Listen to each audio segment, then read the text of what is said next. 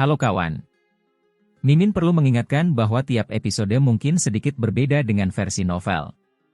Namun, alurnya tetap sama. Oke, kita lanjut. Ketika sosok cahaya hitam muncul, aura spiritual alaminya meraung dan berubah menjadi ganas. Tekanan sangat membebani mereka sehingga langit pun gemetar karenanya. Setiap orang merasa seolah-olah kulit mereka terkelupas, mereka tidak dapat lagi mengakses aura spiritual alami tempat ini. Sepertinya aura spiritual alami diambil alih oleh roh hitam ini. Itu klon berdaulat. Tak terhitung banyaknya ahli yang ketakutan hingga putus asa dan kaki mereka berubah menjadi jeli saat mereka menyaksikan roh hitam itu. Kemunculan tiba-tiba makhluk ini, yang setara dengan penguasa naga putih, telah membuat mereka kehilangan ketenangan. Emosi yang tercengang mengambil alih rasionalitas mereka. Tak satu pun dari mereka yang pernah membayangkan bahwa Baishuan bisa memanggil klon berdaulat. Bukankah itu berarti ada penguasa yang berdiri di belakang kota naga putih? Apakah itu mungkin?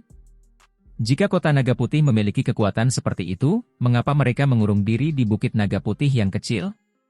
Rasa terkejut menguasai mereka yang berasal dari fraksi pedang biduk surgawi dan sekte jalan tanah. Ini juga merupakan berita baru bagi mereka. Posisi kota naga putih sebagai salah satu dari 3 kekuatan utama di bukit kecil ini tidaklah seperti yang mereka kira. Bukankah gambar sisa penguasa naga putih menyebutkan istana naga iblis sebelumnya? Mungkinkah dia berbicara tentang kekuatan dahsyat yang hanya tinggal selangkah lagi untuk menjadi penguasa benua surga utara beberapa ratus tahun yang lalu? Istana naga iblis itu?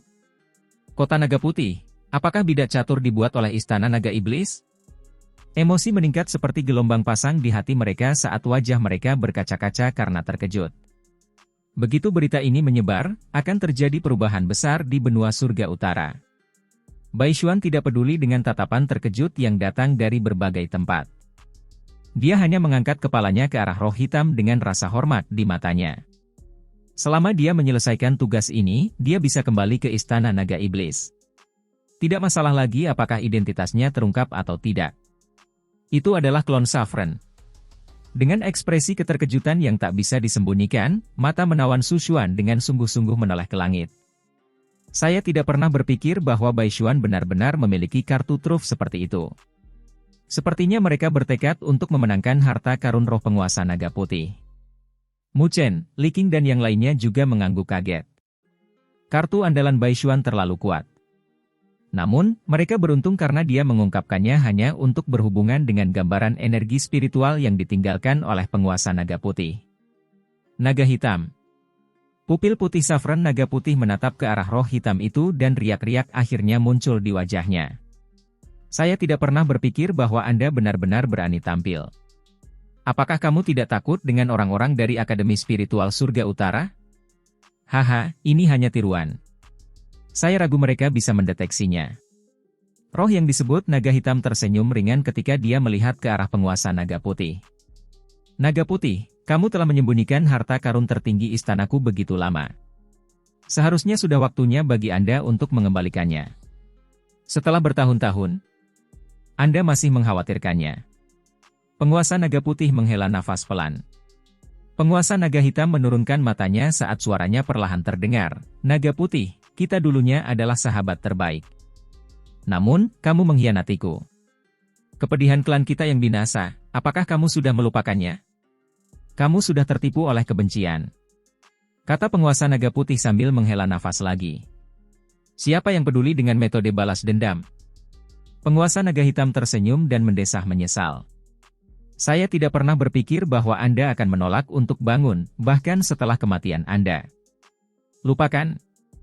Hari ini, aku akan menyingkirkan sisa gambarmu. Setelah mendapatkan harta karun tertinggi itu kembali, kami sekali lagi akan menguasai Akademi Spiritual Surga Utara. Saat kami benar-benar tumbuh kuat, kami akan memulai balas dendam kami yang sebenarnya. Kata-katanya mendarat dengan kesimpulan yang jelas. Lalu, dia maju selangkah. Bumi bergetar ketika energi spiritual yang tak terbatas melonjak dan berkumpul di belakangnya, tak berujung seperti lautan. Mengaum. Di dalam lautan energi spiritual terdengar raungan naga tirani. Seekor naga besar bersisik hitam dingin menyerang. Tubuhnya yang besar ramping dan kuat, dengan kekuatan untuk menghancurkan langit dan memusnahkan bumi. Sosok penguasa naga hitam gemetar saat ia berubah menjadi sinar cahaya hitam dan menyatu dengan naga hitam raksasa. Bersama-sama, mereka menyerang penguasa naga putih di layar terang. Ledakan. Rasanya seperti tornado menakutkan yang merobek langit dan bumi. Bahkan tanah mulai menunjukkan retakan. Penguasa naga putih menghela nafas lagi saat energi spiritualnya yang tak terbatas mengalir keluar. Tubuhnya bergetar dan mulai bersinar dengan cahaya putih, dan seekor naga putih besar muncul, yang tidak lebih kecil dari naga hitam milik lawannya. Sisik putihnya berkedip-kedip dengan cahaya yang menyilaukan saat makhluk itu menghembuskan napas, berubah menjadi awan, dan melayang untuk menghadapi ancaman. Energi spiritual yang menakutkan menyapu seluruh langit dan bumi. Mengaum. Raungan naga bergema di langit saat naga hitam dan putih itu terbang serempak, bertabrakan berulang kali dalam serangan yang ganas. Guntur menderu dan langit serta bumi bergetar seolah-olah diterpa angin kencang. Mu Chen dan yang lainnya menyaksikan konfrontasi menakutkan yang terjadi di langit. Bahkan dari jarak sejauh itu, dampak energi spiritual masih membuat mereka sedikit gemetar. Terlebih lagi, keduanya hanyalah gumpalan dari dua penguasa. Jika mereka bertarung dengan kapal utama mereka, seluruh langit mungkin akan hancur. Layar cahayanya sedikit melemah. Su Xuan tiba-tiba berkata. Mu Chen dan beberapa orang lainnya segera menoleh dan memastikan bahwa saat pertempuran di langit semakin intensif, layar cahaya kuat yang menutupi cekungan hitam mulai bergetar. Cahaya aslinya yang cemerlang juga sedikit meredup. Bagaimanapun, penguasa naga putih telah mati. Kekuatannya terbatas. Terlebih lagi, dia melawan klon penguasa naga hitam, jadi dia pasti menghabiskan banyak energi. Itu sebabnya layar cahayanya melemah dengan cepat, Mu Chen menjelaskan. Su Xuan juga mengangguk. Mungkin tidak lama lagi layar cahaya menjadi cukup lemah untuk kita lewati. Setiap orang harus berhati-hati saat mengumpulkan harta karun. Kota Naga Putih sangat siap dan mereka melotot seperti harimau. Mereka jelas merupakan kontestan terkuat di luar sana. Mu Chen tersenyum ketika mendengar itu dan menyapukan pandangannya ke sekeliling jurang. Meski begitu, kekuatan mereka mungkin menghalangi mereka, beberapa kekuatan lain cenderung mengambil tindakan pencegahan dengan bersekutu untuk menghadapinya. Siapa yang tahu kalau kita bisa mengambil kesempatan itu untuk mengumpulkan harta karun itu? Kita akan lihat bagaimana kelanjutannya. Jika kita tidak bisa mendapatkan harta apapun, maka kita akan mundur dulu. Hidup kami adalah prioritasnya. Su Xuan berkata dengan ringan. Mu Chen dan yang lainnya mengangguk. Harta memang besar, tetapi nyawa masih lebih penting. Pasukan lain juga merasakan perubahan pada layar cahaya dan ekspresi mereka langsung memanas. Penguasa naga putih yang menakutkan saat ini sedang diduduki. Dari sini, satu-satunya hal yang penting dalam memenangkan harta karun adalah kemampuan pribadi mereka. Meskipun banyak yang masih terkejut dengan rahasia alam kota naga putih, Bai Xuan dan para ahlinya sebenarnya tidak cukup untuk membuat mereka takut. Meskipun istana naga iblis sangat kuat, mereka dan Akademi Surga Utara bagaikan api dan air, istana naga iblis tidak akan melakukan tindakan gegabah. Bersiaplah untuk bertindak. Bai Xuan mengamati dengan cermat layar cahaya kuat yang berfluktuasi dengan riak dan berkata dengan suara rendah, kami akan membunuh semua orang yang berani menghalangi kami. Ya. Keganasan melintas di sesepuh berjubah abu-abu itu ketika dia mendengar perintah Bai Xuan. Mata dingin Bai Dong melirik ke arah Mu Chen. Dia akan menunggu sampai mereka memasuki jurang hitam. Jika ada kesempatan, dia pasti tidak akan membiarkan anak itu pergi. Banyak ahli yang diam-diam menunggu di sekitar jurang hitam, nyaris tidak bisa menahan kegembiraan di hati mereka. Langit di atas mereka bergulung dengan awan saat naga hitam dan putih saling mencabik. Energi spiritual yang menakutkan menyebar ke seluruh langit dan bumi. Penantian ini berlangsung selama lebih dari 10 menit sebelum layar cahaya yang kuat kehilangan stabilitas yang pernah dimilikinya dan berubah menjadi kualitas ilusi, seolah-olah berada di ambang kehancuran. Mata semua orang mendidih pada saat yang bersamaan. Sudah waktunya. Pergi. Bai Xuan memimpin dengan lambaian tangannya. Dengan para ahli kota naga putih di belakangnya, dia melesat seperti kilat ke arah layar. Saat mereka masih agak jauh, Bai Xuan mengepalkan tinjunya. Ledakan. Energi spiritual melonjak. Para ahli kota naga putih di belakang menggonggong pelan saat tombak hitam di tangan mereka melesat ke depan seperti hembusan angin kencang, membombardir layar cahaya hingga hampir runtuh. Boom! Semakin banyak riak yang bergerak di atas layar cahaya saat layar itu menjadi semakin tembus cahaya. Beberapa napas kemudian, serangkaian retakan mulai menyebar ke permukaannya. Berdesir. Ketika Baishuan dan kelompoknya melihat celah itu, mereka bergerak dan menyerbu masuk. Setiap kekuatan lainnya mengikuti ketika mereka melihat kelompok kota naga putih menyerbu masuk. Angin kencang terjadi saat semua orang membuat lubang di tempat berbeda pada layar cahaya. Bersama-sama, mereka menyerang tanpa henti ke dalam jurang hitam. Ayo pergi! Su Xuan mengangkat tangan gioknya dan mengambil inisiatif. Mu Chen dan yang lainnya segera menyusul. Ketika mereka sampai di depan layar cahaya, mereka menggabungkan kekuatan untuk merobek retakan mereka sendiri di permukaannya, memperlihatkan cekungan hitam pekat di sisi lain. Kegelapan di sana menganga seperti perut besar yang lapar, melahap sungai manusia yang tak ada habisnya. Berhati-hatilah, Su Xuan mengingatkan saat dia masuk ke celah itu. Li Qing, Kuo Xiong, dan Su Ling'er diam-diam mengedarkan energi spiritual mereka untuk melindungi tubuh mereka sebelum mengikuti. Mu Chen mengintip ke dalam kegelapan di balik celah itu dan semburat rasa ingin tahu melintas di pupil matanya. Harta karun tertinggi yang dibicarakan oleh kedua penguasa seharusnya ada di sini. Kecuali dia tidak tahu. Harta macam apa itu? Rasa ingin tahu yang kuat muncul di hati Mu Chen. Kemudian, dia tersenyum dan melangkah ke dalam kegelapan di sisi lain celah tersebut. Kegelapan menyerbu ke depan untuk menyambut mereka saat mereka melewati celah tersebut. Mu Chen dan rekan-rekannya membuka mata dan menyadari bahwa mereka tidak bisa lagi melihat dunia luar, karena sekarang mereka sudah berada di dalam jurang hitam. Kegelapan menyelimuti mereka. Rasa dingin berputar-putar dengan angin di sekitarnya. Namun, masih banyak mayat yang menempati ruang di sekitar mereka jelas merupakan anggota kekuatan lain. Mereka dengan cepat membentuk kembali kelompok mereka sendiri dan meningkatkan kewaspadaan, menjaga jarak aman dari kelompok lain. Garis pandang Mu Chen menembus kegelapan, lalu menyempit saat mereka menunjukkan sesuatu di depan. Dia hampir tidak bisa melihat bentuk beberapa pilar obsidian, yang menjulang tinggi seperti binatang buas di kegelapan. Jantungnya mulai berdetak lebih cepat. Meskipun mereka berada di dalam cekungan, tidak ada yang mengalami serangan mendadak. Namun, semua orang tetap waspada dan memperlambat langkah mereka saat mereka mendekati pusat cekungan. Setiap kelompok mengambil formasi mereka sendiri saat mereka maju perlahan. Kenapa sepi sekali? Su Ling'er bertanya dengan berbisik. Bukankah Saffron Spirit Treasury ini terlalu tenang? Bukankah seharusnya tempat seperti ini penuh dengan segala macam bahaya? Su Xuan juga mengerutkan alisnya dengan ragu. Namun, dia tetap diam saat dia mengedarkan energi spiritualnya dan mempertahankan kewaspadaan tinggi. Mu Chen perlahan menyapukan pandangannya ke sekeliling area itu lagi sebelum dia melihat kembali ke pilar batu. Entah kenapa, kegelisahan di hatinya semakin kuat. Saat dia menatap ke depan, dia menyadari bahwa sudah ada beberapa kelompok yang menyerbu menuju pilar batu. Kegelapan yang lebih dalam menyelimuti pilar-pilar batu saat batu itu mulai mengeluarkan serpihan-serpihannya. Tidak baik. Hati-hati.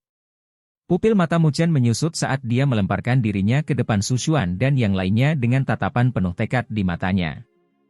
Omong kosong. Saat peringatan Mu Chen sampai ke telinga mereka, sisi salah satu pilar batu besar tiba-tiba hancur dan sebuah tangan hitam besar terdorong ke depan dari debu. Formasi pengisian segera menjadi berantakan. Darah segar berceceran. Jeritan sedih terdengar. Situasi yang tiba-tiba ini mengejutkan semua orang. Bang! Bang! Lebih banyak retakan mulai muncul di pilar lainnya, yang kemudian runtuh hingga memperlihatkan lebih banyak patung batu hitam pekat. Masing-masing menatap mereka dengan mata merah yang buas. Energi spiritual yang menakutkan muncul di atas patung-patung batu ini. Tak satu pun dari mereka lebih lemah dari patung batu yang ditundukkan Mu Chen beberapa saat yang lalu. Mu Chen tidak bisa menahan napas saat dia melihat patung-patung batu itu berjuang keluar dari pilarnya. Tidak disangka akan ada begitu banyak penjaga batu di sini. Ini benar-benar tempat yang berbahaya. Wajah semua orang langsung berubah saat mereka mengambil posisi dalam formasi. Kita akan menyerang bersama-sama dan menghancurkan patung-patung batu itu. Serangan itu terlalu tidak terduga. Namun, jumlah manusia juga tidak sedikit. Ada beberapa ahli yang berhasil masuk ke dalam cekungan. Setelah kekalahan mendadak, formasi dengan cepat berkumpul kembali. Teriakan dan geraman terdengar dalam kegelapan saat para ahli itu bergabung dan gabungan energi spiritual mereka melonjak hingga mencapai langit, sebelum mereka menyerbu ke arah patung batu hitam. Ledakan. Semburan orang menabrak patung batu hitam dan kedua belah pihak terlibat dalam pertempuran sengit. Energi spiritual yang ganas menyapu medan perang, begitu kuat hingga membelah bumi. Namun, semua orang telah meremehkan penjaga batu. Benda-benda ini diciptakan semata-mata untuk pertempuran dan tidak merasakan sakit. Meskipun para ahli memiliki keunggulan dalam hal kuantitas, mereka memiliki kekurangan dalam hal kualitas. Hanya sedikit yang dapat menembus pertahanan patung batu dan maju lebih dalam, dan mereka masih harus membayar mahal untuk mencapai hal sebanyak itu. Orang-orang dari kota Naga Putih itu menyerang dengan sangat cepat. Li Qing tiba-tiba memperingatkan. Mu Chen melihat ke paling kanan dan memastikan bahwa para ahli dari kota Naga Putih telah berkumpul dalam formasi panah dan dengan cepat menembus pertahanan patung batu itu. Masing-masing dari mereka memberikan segalanya. Selain Bai Xuan dan tetua berjubah abu-abu, Mu Chen dan kelompoknya dapat merasakan 4 riak energi spiritual lainnya yang datang dari para ahli yang telah mencapai tahap awal tahap transformasi surgawi.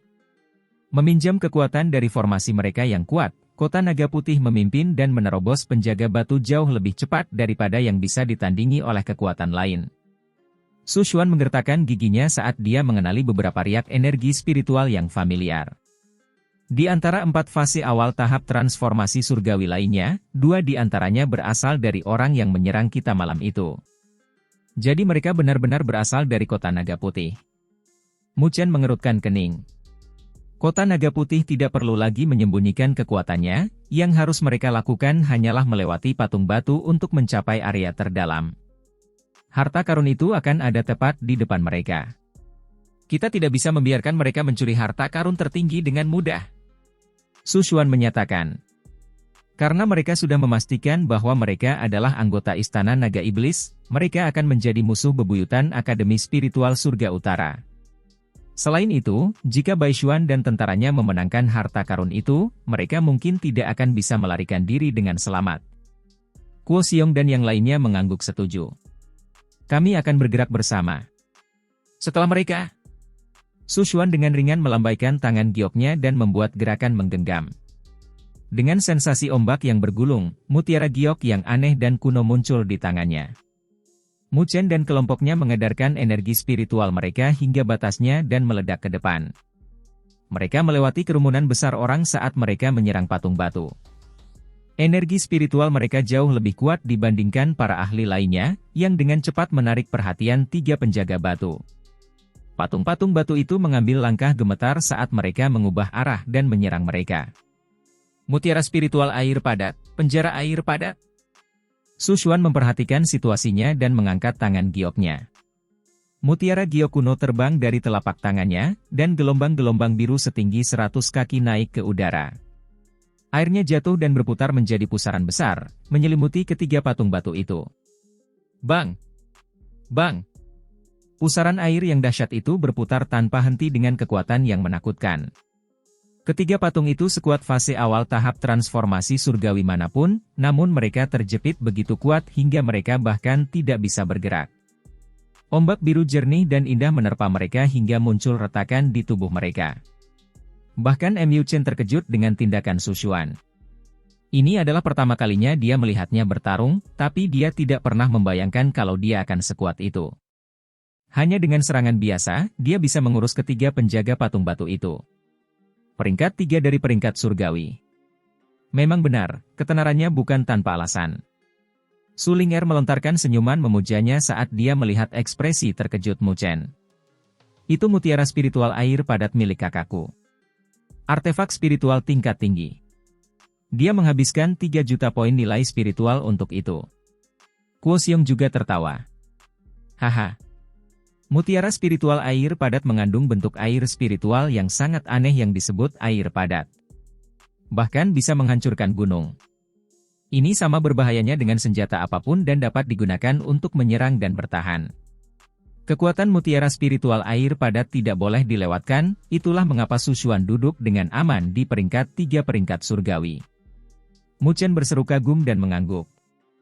Jadi itu adalah artefak spiritual tingkat tinggi. Tidak heran. Dari kelihatannya, mutiara spiritual air padat milik Su Xuan bahkan mungkin lebih kuat daripada gelang roh drakonik. Ayo pergi. Su Xuan memberi isyarat dan batu giok biru. Mutiara kembali ke tangan gioknya. Dia mengelus permukaan ciannya sambil tersenyum dan berkata, ayo ke sana. Cepat. Ya. 4 orang lainnya setuju, lalu meledak serentak, dengan mudah melewati 3 patung batu yang menghalangi mereka beberapa menit yang lalu. Su Xuan mengeluarkan mutiara spiritual air padat lagi, sementara Kuo Xiong dan 3 lainnya menyerang maju dengan serangan penuh, dalam upaya untuk mengurangi tekanan pada Su Xuan. Kelompok 5 orang itu menyerang lurus ke depan. Fraksi Pedang Timba Langit dan Sekte Jalan Tanah mengikuti di belakang mereka. Faksi-faksi ini mempunyai keunggulan dalam jumlah, dan terlebih lagi, mereka telah bergabung, sehingga kekuatan gabungan mereka sekarang jauh lebih besar daripada sebelumnya. Semua orang langsung menyerang. Selama mereka bisa melewati penjaga batu, mereka akan mencapai perbendaharaan roh dan mendapatkan harta karun tertinggi. Namun, harga yang harus dibayar untuk membayar biaya sebesar itu sangatlah mahal. Jeritan sedih bergema tanpa henti melalui baskom hitam, dan bau samar darah meresap di udara. Banyak wajah menjadi pucat. Kelompok Mu Chen mengandalkan mutiara spiritual air padat milik Su Xuan. Meskipun mereka tidak mengalami cedera atau kematian, kemajuan mereka semakin sulit seiring berjalannya waktu. Akhirnya, Mu Chen memutuskan bahwa dia tidak punya pilihan selain memanggil patung batu miliknya juga. Sayangnya, patung batu miliknya sudah rusak parah dan tampaknya berada di ambang kehancuran, namun, hal ini dapat memberi mereka waktu untuk mengatur napas. Ada beberapa kematian di kota Naga Putih. Su Xuan menggerakkan mutiara spiritual air padat lagi, dan gelombang seberat gunung menghancurkan lengan salah satu penjaga batu yang sedang dalam proses menyerang mereka. Lalu dia melihat ke kanannya, di mana para ahli kota Naga Putih sudah bermandikan darah segar. Bahkan salah satu ahli tahap transformasi surgawi tahap awal telah meninggal. Tentu saja ini merupakan kerugian besar bagi mereka. Kami mendekati wilayah tengah. Mu Chen mengangguk dengan tatapan serius di matanya. Dia sudah menyadari bahwa semakin dalam mereka pergi, semakin ganas para penjaga batu, seolah-olah mereka sangat ingin mencegah mereka mencapai tujuan. Jelas bahwa mereka akan segera mencapai jantung perbendaharaan roh ini. Ada pergerakan abnormal dari kota Naga Putih, desak Su Ling'er. Mu Chen dan Su Xuan mengubah ekspresi terkejut saat melihat kota Naga Putih telah membagi kelompok mereka menjadi 2. Salah satunya dipimpin oleh Bai Dong, dengan 4 ahli tahap transformasi surgawi yang melindunginya. Yang lainnya dipimpin oleh Bai Xuan dan dengan cepat maju ke depan. Tujuan dari formasi ini jelas Bai Xuan mencoba membuka jalan bagi kelompok lain untuk terus maju. Mu Chen menyipitkan matanya. Mereka tahu bahwa mereka menarik terlalu banyak perhatian karena jumlah orangnya terlalu banyak. Mereka mencoba untuk berpencar menjadi kelompok-kelompok kecil, sehingga mereka dapat bergerak lebih cepat. Dia harus mengakui bahwa strategi kota Naga Putih cukup efektif. Sementara Bai Xuan dan kelompoknya menarik semua perhatian, Bai Dong dan kelompok kecilnya telah menghilang ke dalam kegelapan. Apa yang kita lakukan sekarang? Jika ini terus berlanjut, mereka akan menjadi orang pertama yang masuk. Kuo Xiong menangis dengan cemas. Su Xuan tersenyum pahit. Dia bisa mencoba menyerang sendirian, namun, dia tahu orang lain akan kesulitan melindungi diri mereka sendiri tanpa dia. Saat Su Xuan tanpa daya mempertimbangkan pilihannya, Mu Chen tiba-tiba berbicara dengan suara lembut. Saya akan mengejar mereka. Kalian bisa menyusul nanti. Kamu sendirian? Semua orang memandang Mu Chen dengan ekspresi heran. Mereka jelas tidak mengharapkan saran seperti itu darinya. Yakinlah. Aku tidak akan melakukan sesuatu yang bodoh, seperti mencari kematianku sendiri. Mu Chen tersenyum. Namun, dia juga tidak punya cukup waktu untuk menjelaskan sepenuhnya. Su Xuan mengamati tatapan mantap Mu Chen dan ragu-ragu. Lalu, dia mengangguk. Baiklah. Anda duluan. Kami akan mengalihkan perhatian patung batu itu untukmu. Ingat, jika Anda bertemu Bai Dong dan kelompoknya, cobalah mengulur waktu. Oke. Mu Chen mengangguk. Kemudian, dia bergerak seperti macan tutul pemburu saat dia menyelinap di antara dua patung batu dan dengan cepat menghilang ke dalam kegelapan. Apakah dia akan baik-baik saja? Su Ling'er khawatir saat dia melihat ke arah menghilangnya Mu Chen. Su Xuan menggelengkan kepalanya dan dengan lembut menjawab, saya tidak tahu dari mana dia mendapatkan kepercayaan diri itu, tapi saat ini, saya hanya bisa memilih untuk mempercayainya. Su Ling'er, Li Qing, An, Guo Xiong mengangguk. Hanya itu yang bisa mereka lakukan dalam situasi saat ini. Semoga saja tidak terjadi apa-apa pada Mu Chen. Saat kegelapan menyelimuti bagian tengah cekungan, satu sosok melesat di atas kegelapan itu adalah Mu Chen. Tiba-tiba, dia terhenti. Kakinya menyentuh tanah sebentar sebelum dia berhenti total lebih dari 10 kaki jauhnya dari patung batu. Bang! Tinju batu jatuh dengan kekuatan meteor yang menghantam bumi, tepat di tempat yang disentuh Mu Chen beberapa saat sebelumnya. Serangkaian retakan menyebar ke seluruh tanah. Mu Chen memantapkan kakinya saat energi spiritualnya melonjak dan dia maju lagi. Dia dengan cepat melewati celah dalam serangan patung batu. Saat ini, dia berada jauh di dalam cekungan. Akibatnya, jumlah patung batu meningkat dan mereka menjadi semakin ganas, sampai-sampai Mu Chen tidak berani menghadapi mereka. Yang bisa dia lakukan hanyalah memanfaatkan celah di antara mereka dan menyerang ke depan. Namun, serangannya hanya berlangsung beberapa menit sebelum dia terputus, dan Mu Chen tiba-tiba mendapati dirinya dikelilingi oleh 6 penjaga batu. Mereka memindahkan langkah pegunungan mereka saat menghujani pukulan yang dapat menghancurkan langit.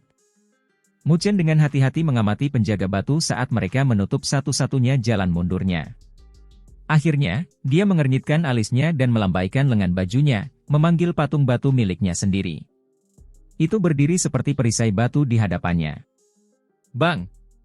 6 tinju batu yang berat mendarat di Stone Guardian milik Mu Chen, dan semakin banyak retakan yang tersebar di sekujur tubuhnya. Akhirnya meledak dengan keras. Mu Chen merasakan hatinya sakit. Patung itu telah menjadi pelayan setianya, dan dia tidak menyangka akan melihatnya hancur begitu saja. Itu terlalu sia-sia. Saya ingin tahu apakah medali naga putih memiliki efek pada penjaga batu ini? Mu Chen merasakan kegembiraan di hatinya. Dia sudah lama memikirkan gagasan itu, tapi para penjaga batu terlalu kejam sehingga dia tidak mau mengambil risiko. Dia juga takut dia akan mengulangi situasi di aula istana batu bahwa dia hanya akan memprovokasi patung-patung batu untuk menyerang lebih jauh lagi. Tapi sekarang setelah dia terpojok, dia tidak peduli dengan risiko itu. Mu Chen memutuskan bahwa sudah waktunya untuk bertindak. Dengan lambaian tangannya, medali naga putih muncul di tangannya dan dia mengaktifkannya dengan energi spiritualnya. Medali perak mulai berkedip-kedip dengan cahaya redup. Saat medali naga putih muncul, Mu Chen menyadari bahwa serangan penjaga batu menjadi lamban. Namun sebelum dia sempat merayakannya, mereka tetap menyerangnya. Tidak berhasil. Semburat kekecewaan melintas di mata Mu Chen. Jadi sepertinya dia tidak bisa mengandalkan medali naga putih untuk mengendalikan penjaga batu ini. Namun, itu tidak sepenuhnya sia-sia. Setidaknya kehadirannya telah sedikit menekan serangan mereka, yang berarti medali naga putih memiliki efek tertentu. Sesuatu berkedip di mata Mu Chen saat dia menuangkan semuanya ke dalam medali naga putih. Cahaya dari permukaan logamnya semakin kuat, dan Mu Chen diselimuti cahayanya. Dari kejauhan, Mu Chen tampak seperti seberkas cahaya putih kabur. Anda bahkan tidak dapat melihat jejaknya jika Anda mencobanya. Saat Mu Chen bermandikan cahaya putih, dia mengawasi 6 patung batu yang menyerangnya.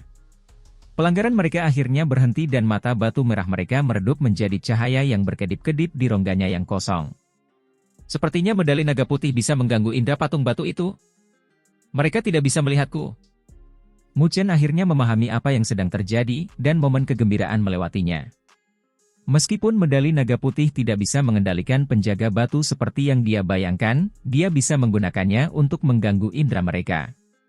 Dengan itu, dia bisa mencapai jantung cekungan dengan kecepatan tertinggi. Ini bukan waktunya untuk menunda. Mu Chen meningkatkan kecepatannya dan menerobos patung-patung itu dalam sekejap, menuju ke kedalaman dengan kecepatan kilat. Kali ini, Mu Chen tidak menemui kendala lain. Para penjaga batu yang dilewatinya hanya menatapnya dengan ekspresi kosong, tanpa menyerang. Meminjam efek penyelubungan medali, Mu Chen melewati bidang patung batu dalam beberapa menit. Akhirnya, dia memperlambat langkahnya ketika dia merasakan bahwa jumlah penjaga batu di area tersebut lebih sedikit. Di depan, sepertinya tidak ada. Apakah aku sudah berada di hati? Tiba-tiba, Mu Chen merasakan sesuatu. Dia mempercepat lagi, dan sesaat kemudian, kegelapan mulai menghilang dari pandangannya. Apa yang tampak di hadapannya adalah pemandangan gelap yang dipenuhi batu-batu besar. Di tengah-tengah batu-batu ini berdiri sebuah pilar batu hitam yang lebarnya kira-kira 100 meter. Pilar batu ini tidak memberikan kesan megah seperti sebelumnya. Tapi sekarang Mu Chen tahu alasannya, detak jantungnya semakin cepat. Saat Mu Chen mendekatinya dengan hati-hati, dia menyadari bahwa pilar batu hitam ini tidak terbuat dari batu biasa. Sebenarnya, pilar itu tidak terbuat dari batu sama sekali, juga tidak terbuat dari emas atau kayu. Namun, tampaknya sangat kuno. Sebuah desain aneh tertulis di permukaannya. Saat Mu Chen mempelajarinya, aura mengerikan mulai menyebar di sekelilingnya, cukup kuat untuk melahap langit dan bumi. Mata Mu Chen menjadi sedikit merah.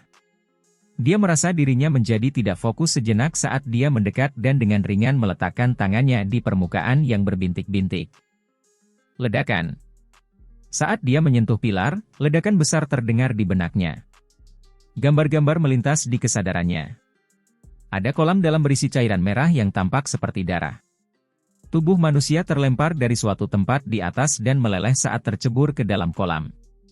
Di bawah permukaan yang berdarah berdiri sebuah pilar hitam dan dewa iblis tersembunyi yang melahap semuanya dengan aura mengerikannya. Di atas jurang berdiri sesosok tubuh kabur dengan rambut putih, mengenakan jubah putih. Dia tampak persis seperti penguasa naga putih. Sosok itu memandang rendah pemandangan berdarah itu dan ekspresi rasa sakit yang tak tertahankan melintas di matanya. Dia perlahan mengepalkan tinjunya. Ledakan. Kolam berdarah itu tersentak oleh ledakan dan segumpal darah tiba-tiba naik dari permukaannya dan mencapai awan. Jurang itu terbelah dan cahaya berdarah membumbung dari kolam dan menuju langit, dan tetap melayang di cakrawala. Pilar hitam itu dilukis di sungai darah yang tak ada habisnya. Aliran pola setan yang tak ada habisnya berputar-putar di permukaannya. Penopangnya robek dengan bekas cakaran yang dalam, seolah-olah akan runtuh kapan saja. Ledakan tiba-tiba dari pilar iblis kuno menghancurkan segalanya. Bahkan langit dan bumi seakan kehilangan warnanya dalam sekejap. Aura mengerikan yang tak ada habisnya berhembus melintasi tempat kejadian, bahkan menyebabkan yin dan yang gemetar. Bahkan makhluk kuat yang berdiri di atas jurang, diselimuti cahaya, mau tidak mau mengambil langkah mundur di hadapan aura mengerikan seperti itu. Mu Chen memusatkan pikirannya pada kejadian itu. Aura mengerikan itu bahkan sepertinya menjangkiti hatinya ketika perasaan tidak menyenangkan menggantikan rasionalitasnya. Li. Tangisan yang jelas tiba-tiba bergema di dalam tubuhnya. Gelombang suara langsung membangunkan Mu Chen dari pikiran itu. Mu Chen pulih dengan tubuhnya basah oleh keringat dingin. Dia menatap pilar yang retak dengan ekspresi hantu kelaparan. Itu hampir sampai di tangannya. Namun, dia mundur dengan mata penuh keheranan dan kewaspadaan. Apa pilar batu terkutuk itu? Mengapa ia memiliki aura mengerikan yang menakutkan? Mu Chen mengerutkan alisnya saat dia mengalihkan pandangannya ke pilar hitam.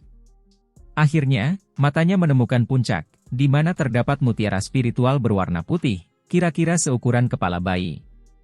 Permukaannya yang jernih berkilau saat menyebarkan kegelapan dengan cahaya putih susu. Hati Mu Chen menjadi lebih tenang saat dia menatap cahaya itu. Suasana berat bergulung di dalam mutiara spiritual putih, seperti lautan awan. Dia hampir tidak bisa melihat bentuk naga putih yang berkeliaran di permukaannya yang melengkung dan mendengar teriakannya yang keras. Itu.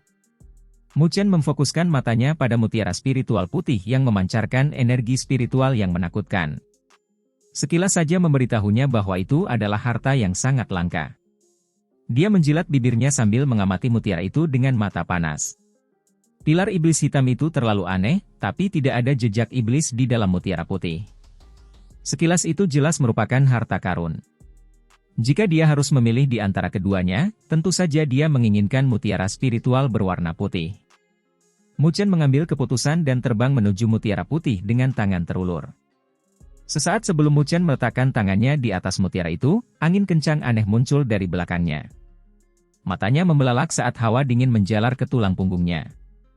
Energi spiritual di dalam dirinya melonjak saat dia melontarkan pukulan. Energi spiritual hitam pekat tersapu dan api hitam melonjak dengan keganasan yang mengejutkan. Bang! Keduanya bertabrakan dengan penyebaran energi spiritual yang dramatis. Guncangan itu memaksa Mu Chen mundur beberapa langkah sebelum dia bisa menenangkan diri. Ekspresinya gelap ketika tiga sosok dengan cepat keluar dari kegelapan. Kamu benar-benar makhluk tercela yang tidak pernah mati. Kamu benar-benar berhasil mencapai tempat ini sebelum kami. Bai Dong adalah salah satu sosok yang keluar dari kegelapan, meski dalam kondisi yang cukup terkoyak. Dia hanya ditemani oleh tetua berjubah abu-abu dan satu penjaga lainnya. Dua fase awal tahap transformasi surgawi lainnya pasti sudah gugur saat bertugas. Saat ini, Bai Dong dan tetua berjubah abu-abu sedang mengamati Mu Chen dengan ekspresi dingin yang diwarnai keheranan. Mereka tidak pernah menyangka dia akan mencapai tempat ini lebih dulu dari mereka. Jika mereka tiba lebih lambat, Mu Chen mungkin sudah mengambil semuanya. Mu Chen memandang mereka berdua dengan campuran aneh antara kebosanan dan haus darah. Senyuman buas muncul di sudut mulut Bai Dong. Dia mengangkat kepalanya ke arah yang lebih tua dan berkata, "Elder Qiu, kalian berdua hadapi dia. Jangan beri dia kesempatan lagi." Tetua berjubah abu-abu itu perlahan mengangguk dan melangkah keluar bersama penjaga fase awal tahap transformasi surgawi di sampingnya. Matanya tertuju pada Mu Chen seperti mata ular berbisa. Mu Chen mempelajari dua ahli tahap awal tahap transformasi surgawi saat tatapannya juga berubah sedikit lebih dingin.